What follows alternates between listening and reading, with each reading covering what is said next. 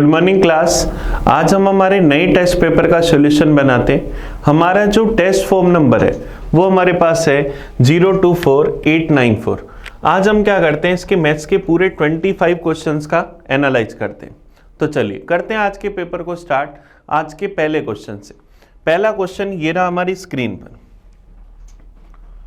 If 4 की power x into 2 की power y बराबर 128, 3 की पावर 3x इंटू 3 की पावर 2y माइनस 9 बराबर 0, तो हमें क्या करना है, x प्लस वाई का मान बताना है कि क्या होगा। अब देखिए 4 की पावर x इंटू 2 की पावर y बराबर हमारे पास 128। 4 को हम क्या 2 की पावर 2x लिख सकते हैं। 4 को हम क्या 2 की पावर 2x इंटू 2 की पावर y बराबर 128। हमारे पास 2 4 8 16 32 64 128, 2 की पावर 7 बनेगा। तो क्या 2 की पावर 2x प्लस वाई बराबर 2 की पावर 7, तो 2x प्लस वाई बराबर 7। सबसे पहले हम ऐसा कह सकते हैं। सेकेंड हम लोग यहां पर क्या कह सकते हैं कि 3 की पावर 3x इंटू 3 की पावर 2y बराबर माइनस का 9 उधर ले जाएं, तो 3 की पावर 3x प्लस 2y बराबर क्या 3 का स्क्वायर, तो क्या आएगा 3x प्लस 2y बराबर 2। एक इक्वेशन ये बन गई, एक इक्वेशन ये बन गई। हमें x प्लस वाई का मान बताना है कि किसके बराबर होगा। तो इक्वेशन सेकंड में से अगर फर्स्ट इक्वेशन को घटा दें तो 3x प्लस 2y बराबर 2, 2x प्लस वाई बराबर 7। इक्वेशन सेकंड में से जब फर्स्ट को घटाएंगे तो क्या होगा, 3x में से 2x गए x, 2y में से y गए y, 7 माइनस का और प्लस का 2, तो 2 माइनस 7 माइनस का 5।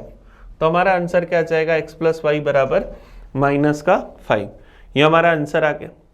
चलिए नेक्स्ट क्वेश्चन की ओर बढ़ते हैं, क्वेश्चन नंबर 52 की ओर। In a circle of radius 2 unit, a diameter AB intersect a chord of length 2 unit perpendicular at point P. If AP greater than BP, then AP is equal to। देखिए सबसे पहले हम यहां पर क्या करते हैं, एक सर्किल बनाते हैं।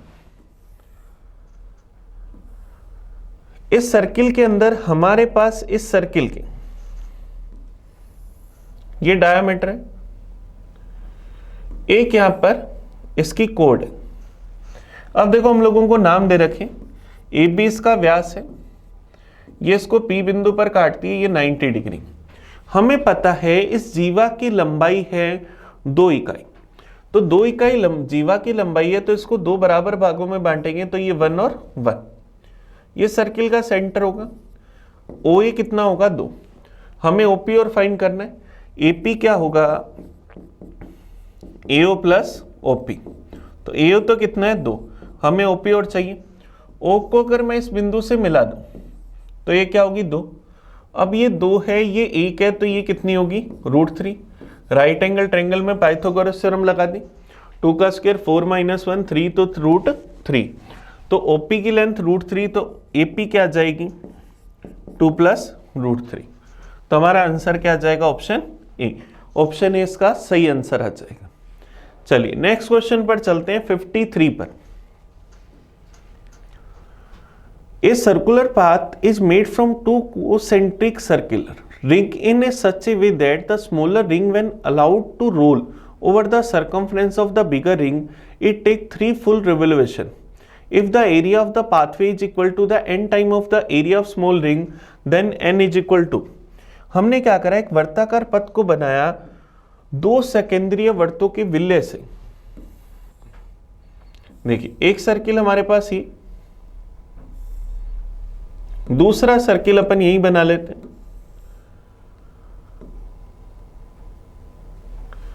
हमारे पास क्या हुआ, हमने ये एक पथ बनाया, हमने इन दोनों सेकेंद्रीय वृत्तों के विलय से एक पथ बनाया।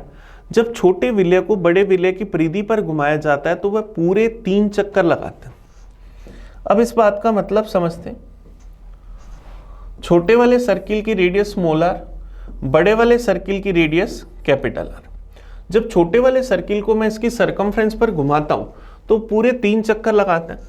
बड़े वाले सर्किल की सरकमफ्रेंस 2 पाई आर, छोटे वाले सर्किल की सरकमफ्रेंस 2 पाई आर, ये 3 चक्कर लगाता है। इसका मतलब इनका रेशियो 3:1, तो दोनों की रेडियस का रेशियो 3:1। तो हमें क्या कह रहे हैं, यदि मार्ग का एरिया छोटे विले के एरिया का n गुना है तो n बताना है कि किसके बराबर है। अब इस पथ का एरिया अगर निकालें, मार्ग का अगर एरिया निकालें तो क्या होगा, पूरे बड़े वाले के एरिया में से छोटे वाले का एरिया घटा दें तो पाई 3 का स्क्वायर 9, 1 का स्क्वायर 1, तो क्या आ जाएगा 8 पाई। अब मार्ग का एरिया आया 8 पाई, छोटे वाले का एरिया कितना है,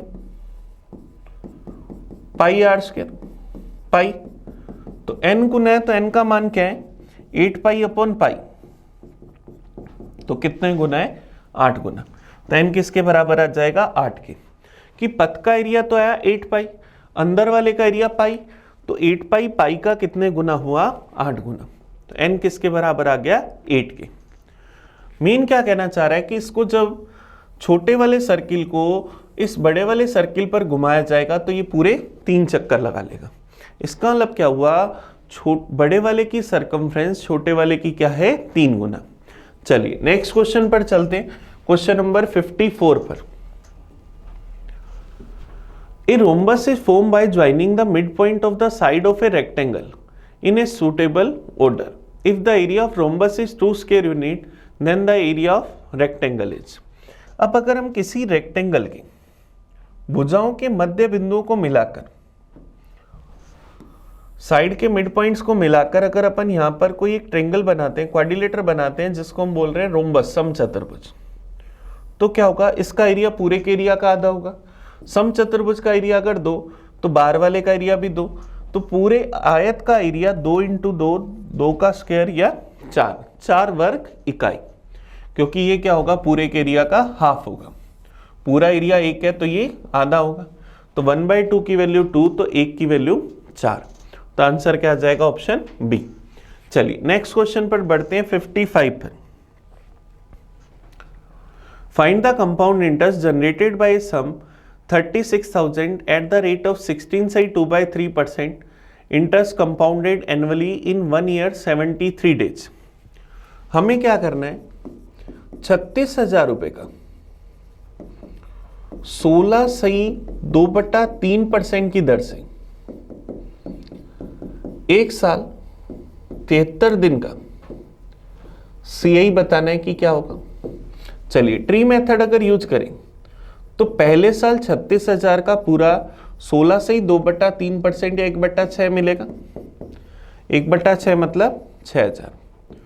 दूसरे साल 1/6 6,000 और 6,000 का 1/6 1,000, तो दूसरे पूरे साल में कितने रुपए मिलेंगे 7,000 रुपए।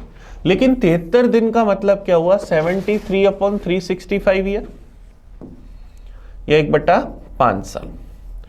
तो 7,000 का टाइम अगर 1/5 है तो अमाउंट भी 1/5 बनेगी।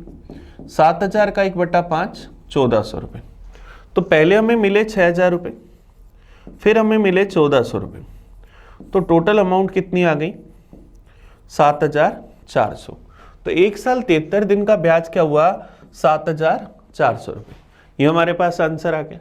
ये हमारे पास CI का बड़ा इजी सा क्वेश्चन था जिसको हमने डायरेक्ट सोल्व कर लिया। चलिए नेक्स्ट क्वेश्चन की ओर चलते हैं 56 की ओर। 56 देखो हमारे पास ट्रिग्नोमेट्री का क्वेश्चन है। 5 cosec square theta plus 3 cot square theta बराबर 21। तो हमें cos थीटा का मान बताना है कि क्या होगा। 5 cosec square theta plus 3 cot square theta equal है 21 के। अब अगर मैं यहां से लिखूं 5 cosec square theta, coat square theta को कोसेक स्क्वायर थीटा -1 अगर लिख दें तो क्या होगा 5 + 3 8 कोसेक स्क्वायर थीटा, माइनस में 3 बराबर 21, तो 8 कोसेक स्क्वायर थीटा बराबर 24, तो कोसेक स्क्वायर थीटा बराबर 3। तो कोसेक थीटा बराबर √3। तो इसका मतलब अगर मैं एक राइट एंगल ट्रायंगल बनाऊं, ये थीटा लिखूं, तो हाइपोटेनियस तो क्या हुआ √3 और परपेंडिकुलर क्या हुआ 1, तो बेस मेरे पास क्या आ जाएगा √2। तो मुझे क्या बताना है कोस थीटा। कोस थीटा क्या होगा बेस अपॉन हाइपोटेनियस, तो √2 अपॉन √3 या होल रूट अपॉन 2/3। ऑप्शन क्या आ जाएगा डी, ऑप्शन डी इसका आंसर आ जाएगा। ये ट्रिग्नोमेट्री का हमारे पास बड़ा इजी सा क्वेश्चन है। चलिए नेक्स्ट क्वेश्चन की ओर बढ़ते हैं, 57 की ओर। Cost of 8 apple, 6 orange and 3 banana is ₹64. Cost of 9 apple, 7 orange and 5 banana is 76. Cost of 11 apple, 9 orange and 7 bananas is 96. What is the cost of 56 apples, 40 orange and 30 bananas? अगर मैं सेब का Apple का rate मान लूं x, orange का संतरों का rate मान लूं y और बनाना का रेट मान लूं z, तो मैं क्या लिख सकता हूं 8x plus 4y plus 3z बराबर 64। फिर हमें कह रहे हैं नो सेब, 9x 7 संतरे और 5 बनाना, इनका रेट 76। फिर कह रहे हैं 11 सेब, 9 संतरे और 7 केले, इनका रेट 96। अगर मैं इन सबका टोटल कर लूं तो मेरे पास क्या जाएगा 28 सेब, 7 और 4 11 और 9 20 संतरे और 15 बनाना, 15 केले, इन सब का रेट 6 4 10 और 16 कैरी आ जाएगी 1, 7 दूनी 14 और 9 23, 236 रुपए। हमें रेट चाहिए 56 सेब, 40 संतरे और 30 केले, इसके डबल का, तो इसका डबल कर दे तो 56 सेब, 40 संतरे और 30 केले, 236 का डबल 472 रुपए के। तो हमारा आंसर क्या आ जाएगा ऑप्शन ए, ये हमारे पास आ जाएगा। यहां से हम अगर इनका इंडिविजुअली रेट निकालने की कोशिश करते तो ये बड़ा मुश्किल होता, क्योंकि हमें ये क्वाड्रेटिक इक्वेशन तो नहीं बन रही लेकिन लीनियर इक्वेशन बन रही है, लेकिन उसमें वेरिएबल 3 है, तो इसलिए हमने डायरेक्ट इसको देखा तो हमें पता लग गया। चलिए नेक्स्ट क्वेश्चन पर आते हैं 58 पर। Number of the solution of linear equations 5x minus 7y plus 28 बराबर 0, 10x प्लस 14y माइनस 28 बराबर 0। एक इक्वेशन है 5x माइनस 7y प्लस 28 बराबर 0, 10x प्लस 14y माइनस 28 बराबर 0। a1 upon a2, b1 upon b2 को अगर चेक करते, अगर बराबर नहीं हुए तो क्या होगा 1 सॉल्यूशन। पहले यही चेक करते हैं, 5/10 इक्वल रखा -7/14 के, बराबर नहीं है क्योंकि ये बना 1/2, ये बना माइनस का 1/2, इक्वल नहीं है, तो क्या आ जाएगा 1 सॉल्यूशन, ये हमारे पास आ जाएगा। अगर हमारे पास a1 अपॉन a2 बराबर b1 अपॉन b2 होता, लेकिन बराबर नहीं होता c1 अपॉन c2 के, तो ये एक दूसरे के समांतर होते तो 0 सॉल्यूशन, और तीनों बराबर होते तो अनंत सॉल्यूशन। चलिए नेक्स्ट क्वेश्चन पर आते हैं 59 पर। तो इसका आंसर क्या आ जाएगा यूनिक सॉल्यूशन, एक हल होगा, तो आंसर बी। चलिए नेक्स्ट देखते हैं 59। 59 देखो हमें क्या कह रहा है, ट्रिग्नोमेट्री का क्वेश्चन है, tan स्क्वायर थीटा अपॉन में 1 plus tan square theta plus coat square theta upon में 1 प्लस कोट स्क्वायर थीटा। इसका मान बताना है कि क्या होगा। अब देखिए सबसे बढ़िया तरीका तो क्या है कि आप चाहे तो थीटा की वैल्यू 45 डिग्री रख सकते हैं, क्योंकि न्यूमेरिक आंसर बताना है। कोट स्क्वायर थीटा अपॉन में 1 प्लस कोट स्क्वायर थीटा, तो थीटा अगर 45 डिग्री रखे तो tan और कोट दोनों 1 होते, तो 1/1 प्लस 1 प्लस 1/1 प्लस 1, तो 1/2 प्लस 1/2, तो आंसर क्या आ जाएगा 1। तो ऑप्शन बी इसका आंसर आ जाएगा। और नहीं तो अगर सोल्व करना चाहो तो क्या लिख सकते हैं, टेन स्क्वायर थीटा अपॉन में 1 प्लस टेन स्क्वायर थीटा, इसको तो ऐसे रहने दो। कोट स्क्वायर थीटा वाले को अगर अपन टेन स्क्वायर थीटा में बदलें तो 1 upon ten square theta upon में 1 plus 1 upon ten square theta, तो क्या लिखें, टेन स्क्वायर थीटा अपॉन में 1 plus ten square theta plus के अंदर 1 upon ten square theta plus 1। तो एलसीएम क्या आएगा, 1 प्लस टेन स्क्वायर थीटा, ऊपर भी क्या आ जाएगा, टेन स्क्वायर थीटा प्लस 1। तो आंसर ये कट जाएंगे, तो आंसर क्या आ जाएगा, 1। तो हम थीटा का मान रखकर भी कर सकते हैं और सिंप्लीफाई करना चाहें तो सिंप्लीफाई भी कर सकते हैं। चलिए नेक्स्ट क्वेश्चन की ओर बढ़ते हैं, 60 नंबर की। A square is inscribed in a right angle triangle with the sides P and Q and has a common right angle with the triangle. The diagonal of the square is given by. हमें क्या कह रहा है, हमने क्या करा, एक समकोण त्रिभुज के अंदर, एक समकोण त्रिभुज के अंदर हमने एक वर्ग बनाया। हम लोगों ने एक स्क्वायर बनाया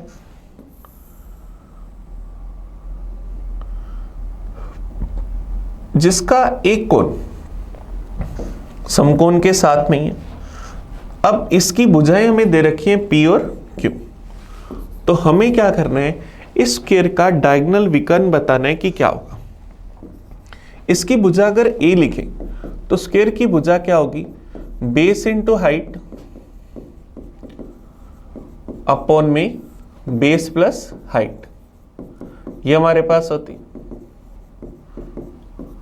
तो मैं A का मान क्या लिख सकता हूं, P इंटू क्यू अपॉन में P plus Q, P into Q upon में P प्लस क्यू। अब इसका जो विकर्ण होगा, किसी भी स्क्वायर का विकर्ण क्या होता है, √2 इंटू भुजा। तो √2A का मान अगर निकालें तो क्या आ जाएगा, √2 into P into Q upon में P प्लस क्यू। तो आंसर क्या आ जाएगा, ऑप्शन सी। ऑप्शन सी इसका सही आंसर आ जाएगा। चलिए नेक्स्ट क्वेश्चन की ओर बढ़ते हैं, क्वेश्चन नंबर 61 की ओर। अगर ये फॉर्मूला याद नहीं है तो फिर इसकी कैलकुलेशन में आपको थोड़ा सा टाइम लग सकता है। क्वेश्चन नंबर 61 देखते हैं। ₹64,000 will amounted to 68,921 at 5% per annum. The interest payable half yearly in how many years? हमें कह रहे कितने वर्षों में 64,000 रुपये की राशि 68,921 रुपये हो जाए यदि उसे 5% वार्षिक चक्रवर्ती ब्याज पर दिया जाए, जिसकी अदायगी 6 महीने में की जाए। प्रिंसिपल हम लोगों को पता है 64,000, अमाउंट हम लोगों को दे रखी है 68,921 रुपीज, रेट दे रखी है 5%, टाइम बताना है कि क्या होगा CI पर, और कैलकुलेशन क्या हो रही है, half yearly. Half yearly calculation में रेट आधी हो जाती और टाइम डबल। रेट हो जाएगी 5/2% और टाइम क्या हो जाएगा, डबल। तो यहां से अगर अपन क्या करें, अमाउंट का फॉर्मूला लिखें। अमाउंट का formula P into 1 plus R upon 100 की पावर T। तो अमाउंट है 68,921, प्रिंसिपल है 64,000 बराबर 1 प्लस 5/2 इंटू 100, इसकी पावर 2T। हमें टाइम ही तो बताना है, R की जगह R/2 5/2 रख दिया और टाइम की जगह 2T। तो अब देखो यहां से अगर आप ध्यान से देखो तो 64,000 40 का क्यूब, 68,921 41 का क्यूब बराबर, ये क्या आएगा 5 से क्या 20 बार, 1 प्लस 1/40 या क्या आ जाएगा 41/40 की पावर 2T। तो दोनों के बेस बराबर तो पावर बराबर, 2T बराबर 3 तो T बराबर 3/2। 3/2 का मतलब 1 से 1/2 साल। तो क्या आ जाएगा आंसर, 1 से 1/2 साल में 5/2% से ये क्या हो जाएंगे, 5% से जब 6 महीने पर काउंट करेंगे तो 68,921। चलिए नेक्स्ट क्वेश्चन की ओर बढ़ते हैं, 62 की ओर।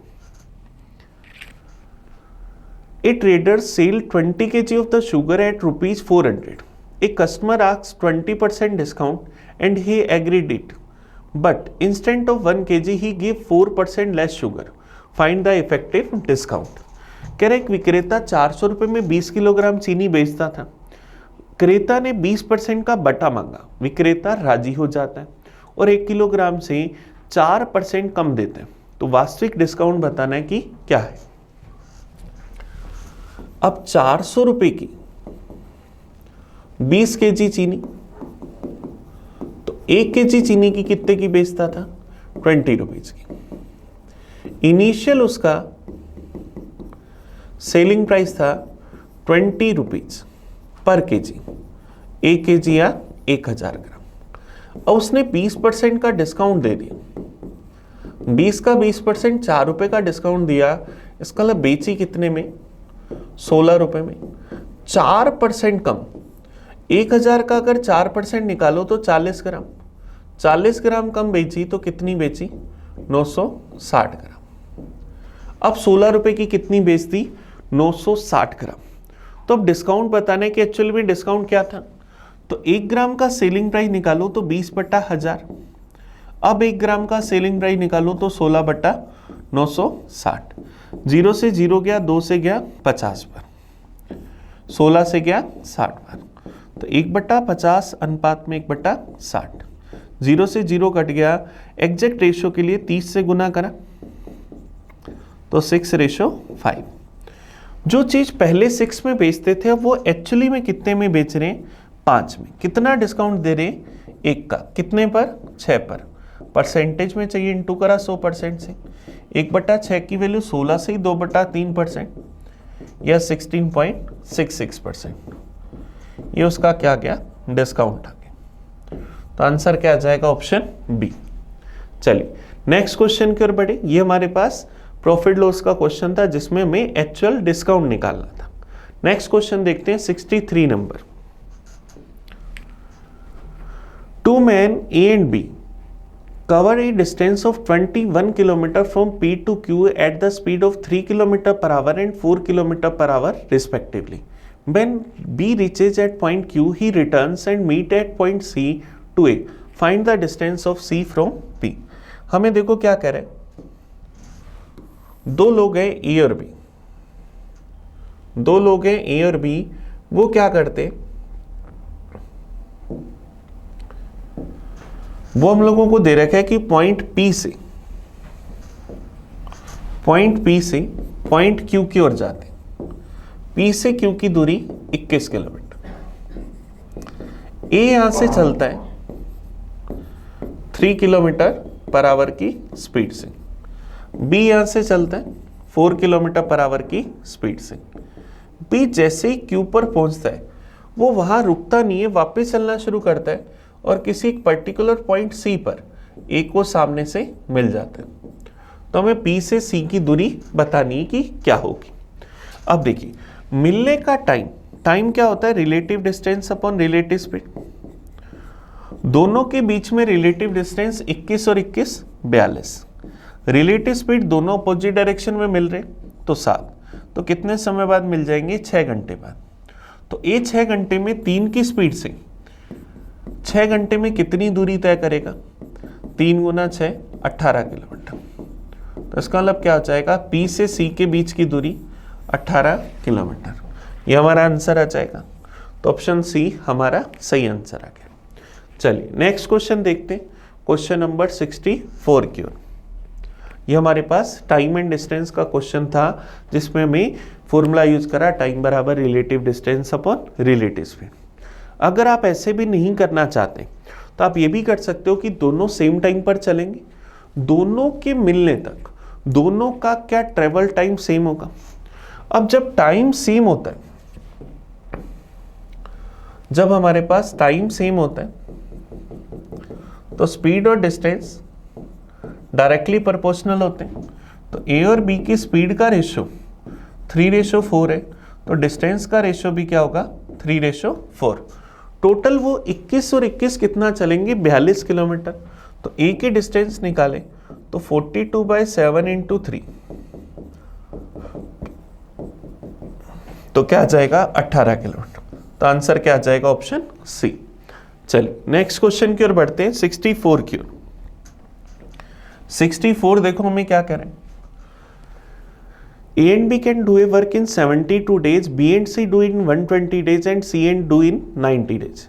In 3 days, how many work will be completed if A, B, C work together?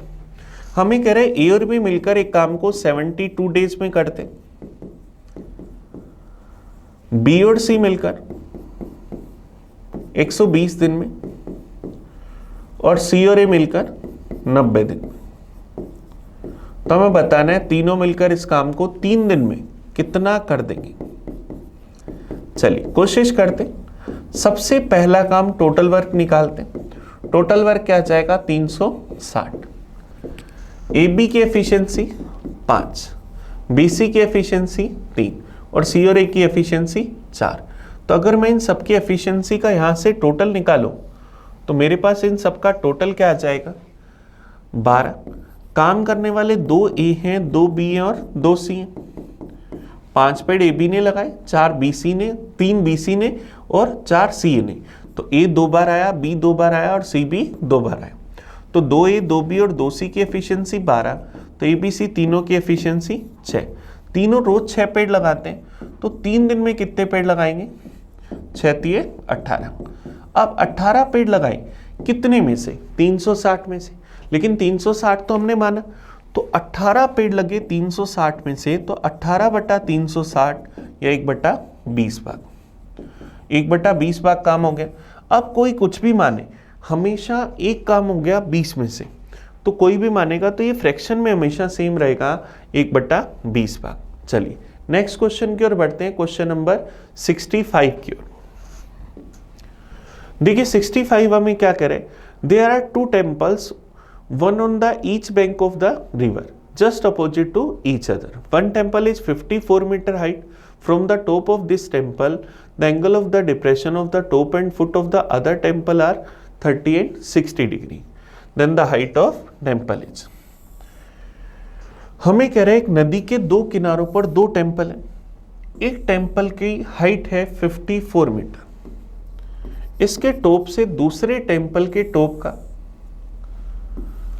Angle हमें दे रखा है 30 डिग्री, और इसी के टॉप से दूसरे के बॉटम का एंगल दे रखा है 60 डिग्री। तो हमें क्या करना है, दूसरे टेम्पल की हाइट बतानी है कि क्या होगी। अब देखो 60 डिग्री के सामने की साइड बड़ी साइड, ये 54 मीटर, तो छोटी साइड 54/√3 या क्या आ जाएगी 18√3। ये 18√3 तो ये भी 18√3। 30 डिग्री के सामने की साइड छोटी साइड, बड़ी साइड अगर 60 के सामने की 18√3 तो छोटी साइड क्या आएगी 18 मीटर। ये पूरी हाइट 54 थी, 18 है, तो ये क्या होगी 54 माइनस 18, तो हमारे पास क्या आ जाएगा 36 मीटर। तो दूसरे टेम्पल की हाइट क्या आ जाएगी 36 मीटर। ये हमारा आंसर आ जाएगा। ये हमारे पास हाइट एंड डिस्टेंस का क्वेश्चन है और हमारे एग्जाम में जनरली एक क्वेश्चन आता ही आता है। चलिए नेक्स्ट क्वेश्चन पर चलते, 66 पर। देखिए 66 हमें क्या करें, डायरेक्शन दे रखी है sale of the books in 1000 from 6 branches B1, B2, B3, B4, B5 and B6 of a publishing company are given below. Study the graph and answer the question. ये हमें 6 अलग अलग ब्रांचेज हैं, उनकी बुक्स की बिक्री दिखा रखी है थाउजेंड्स के अंदर, और हमें क्वेश्चंस के आंसर देने हैं। चलिए पहला क्वेश्चन देखते हैं क्या करें। The average sale of the branch B1 and B4 is equal to the average sale of these branch. B1 और B4, B1 की सेल 20, B4 की सेल 80, दोनों का टोटल 100। तो इन दोनों का टोटल 100, तो मुझे वो बताना है जिनका एवरेज इन्हीं के एवरेज के बराबर हो या टोटल 100 हो। पहला ऑप्शन है B3 B5, B3 और B5 दोनों का टोटल 100 बन रहा है, 55 + 45 बिल्कुल बन रहा है, तो B3 और B5 आंसर हो जाएगा। B3 B6 55 और ये 45 था तो 100 बना, B6 हमारे पास है 60, नहीं हो सकता। B5 B6 नहीं हो सकता। B2 B5, B2 हमारे पास है 40, B5 45 नहीं हो सकता। तो आंसर क्या जाएगा ऑप्शन ई। इन दोनों का टोटल हमारे पास B1 और B4 का टोटल बना 100, और B3 B5 का टोटल भी 100, इसका मतलब इनका एवरेज सेम। तो आंसर क्या आ जाएगा? Option A. चलिए नेक्स्ट क्वेश्चन की ओर बढ़ते हैं, 67 की ओर। 67 देखो हमें क्या करें, if the sale of book from the branch B2 increase by 30% and that from the branch B4 decrease by 10%, then approximate average sale from all the 6 branches will। चलिए सबसे पहले हम सारी 6 ब्रांचेज की सेल देखें। तो इनिशियली हमारे पास B1 की सेल कितनी है? 20, B2 की सेल 40, B3 की सेल 55, B4 की सेल हमारे पास 80, B5 की सेल 45 और B6 की सेल 60। तो इन सब का टोटल अगर मैं यहां से देखूं तो मेरे पास क्या जाएगा? 6 12 20 30 300। अब कह रहे हैं कि अगर हम B2 की सेल को 30% बढ़ा दें तो 12 बढ़ा दें तो 52 कर दें, B4 की सेल को 10% कम कर दें, 80 का 10% 8 कम कर दें मतलब 72 कर दें, तो हमें औसत में बताना है कि कितना परिवर्तन आ जाएगा। तो पहले इन दोनों का टोटल 40 और 80 120 था, अब इन दोनों का टोटल क्या आ जाएगा? 124। तो टोटल कितना बढ़ गया? 4। टोटल बढ़ गया 4 कितने से? 300 से। परसेंटेज में चाहिए, इंटू करा 100% से, 2 0 से 2 0 कैंसिल, 4/3 या 1/3%। तो 1.33% की वृद्धि हो जाएगी। क्योंकि टोटल में वृद्धि करो या एवरेज में वृद्धि करो बात सेम ही है, क्योंकि एवरेज निकालूंगा तो क्या होगा? टोटल में मैं नंबर ऑफ दी ब्रांचेज का भाग दूंगा तब भी रिजल्ट दोनों जगह सेम आएगा।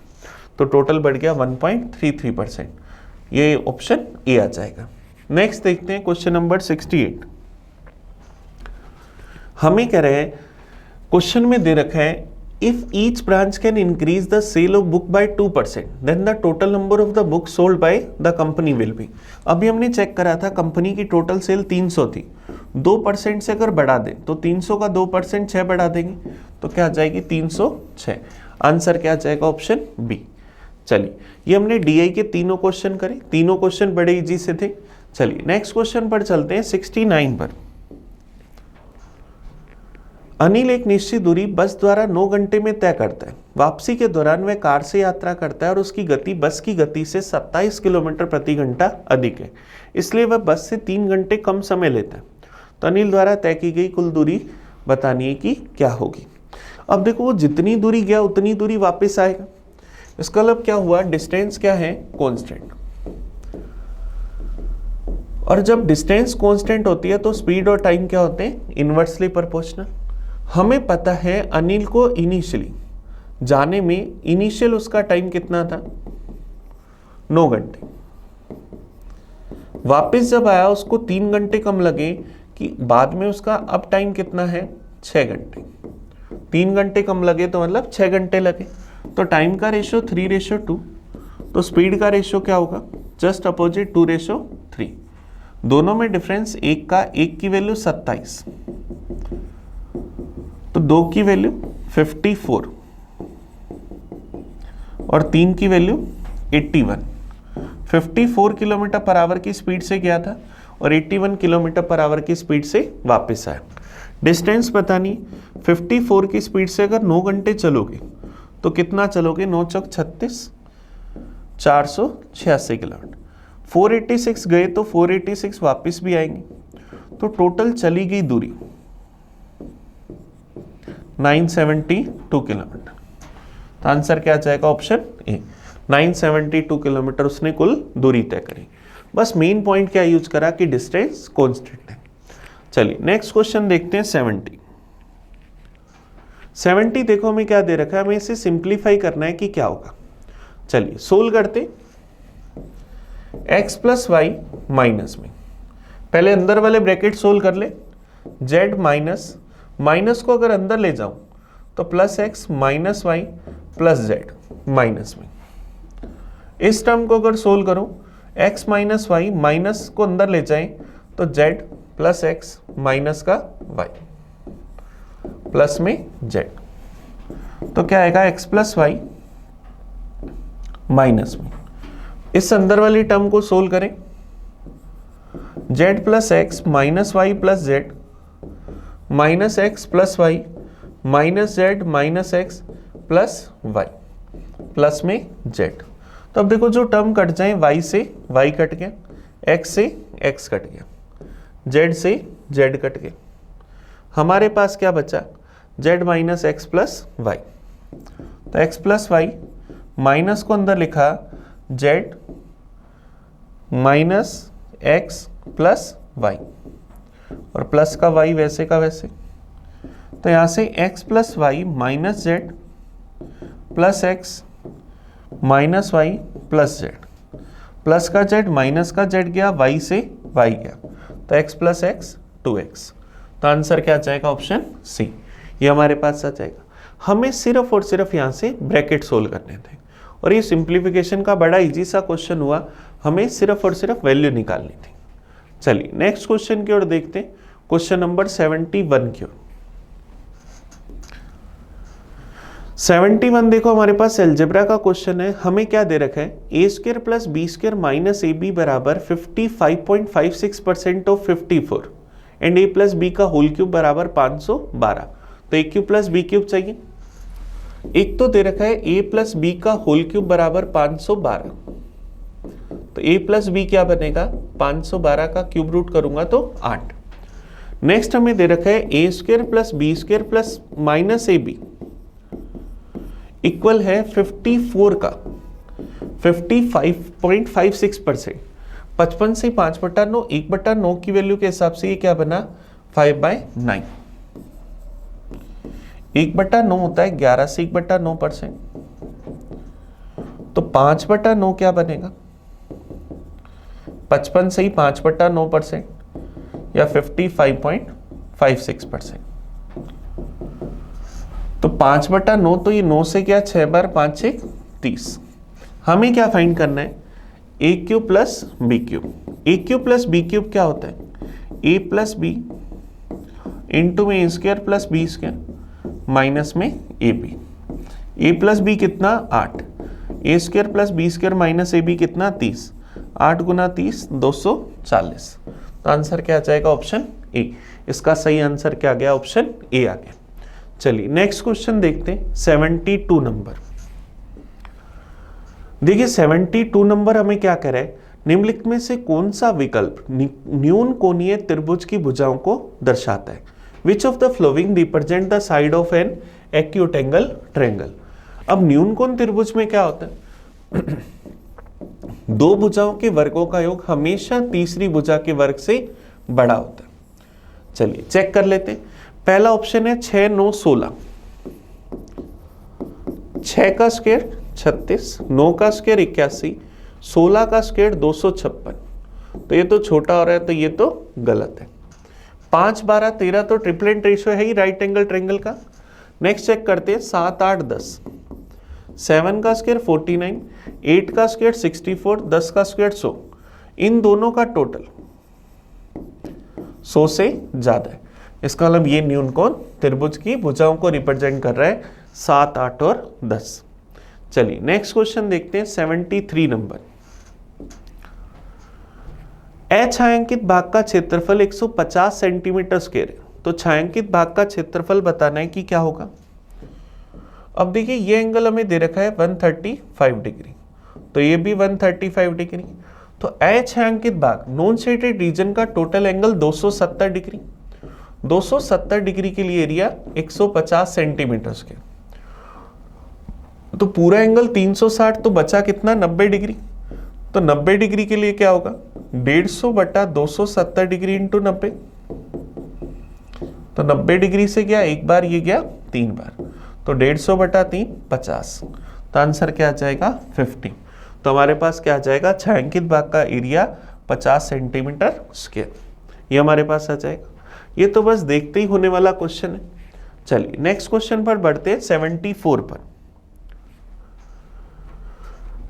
Thrice of the average of 4 consecutive odd numbers is 288, then the sum of smallest and largest number is।